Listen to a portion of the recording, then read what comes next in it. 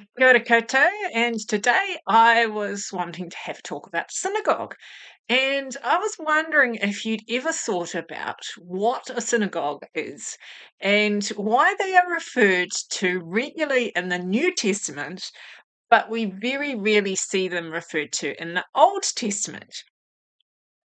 So let's tackle what synagogue is first.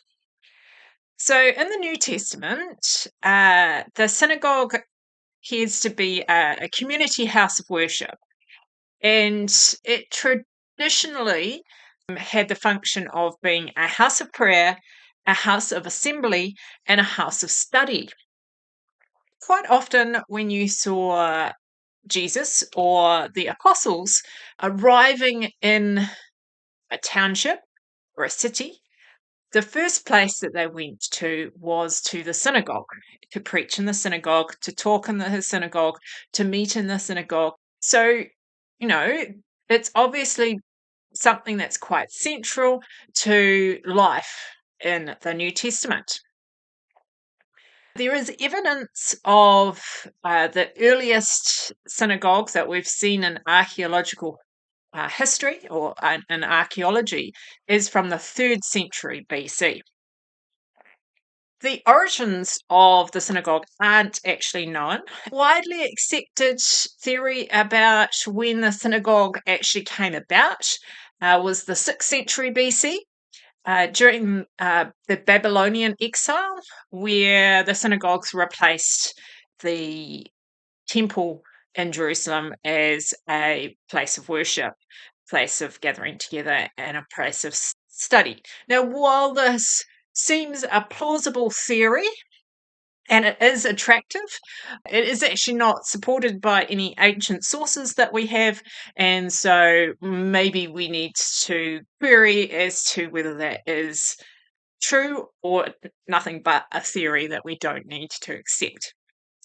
Other scholars trace the origin of synagogues to um, being a Jewish custom that where representatives of community outside of Jerusalem prayed together during a period of time when priestly representatives were from their community went to attend ritual sacrifices in the temple of Jerusalem. You will notice in the New Testament as well that references to the synagogue abound. In the Old Testament, on the other hand, the word synagogue, depending on which translation you use, doesn't actually appear.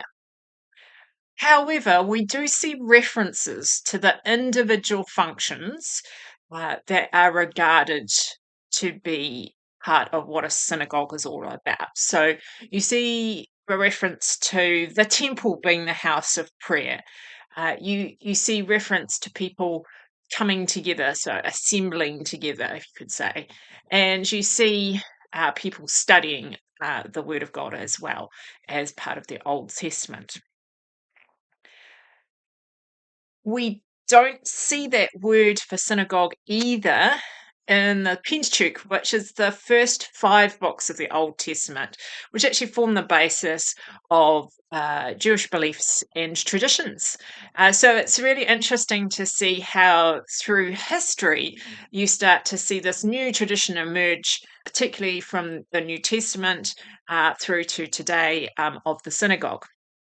The frequent references to the synagogue in the New Testament would make it appear that the synagogue rose to a place of prominence in Jewish society during the time between the Old Testament, where we don't really hear reference to the synagogue, and the New Testament, where we really start to see it as a place, as I said, that Jesus and the apostles go to preach when they visit a new town or city in their travels.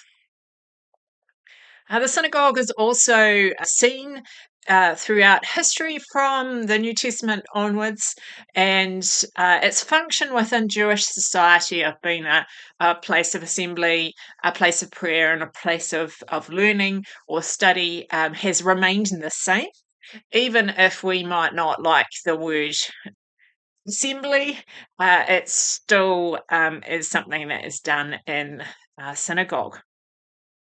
So, in summary, it's really not known the source of a synagogue, how it came about, when it came about.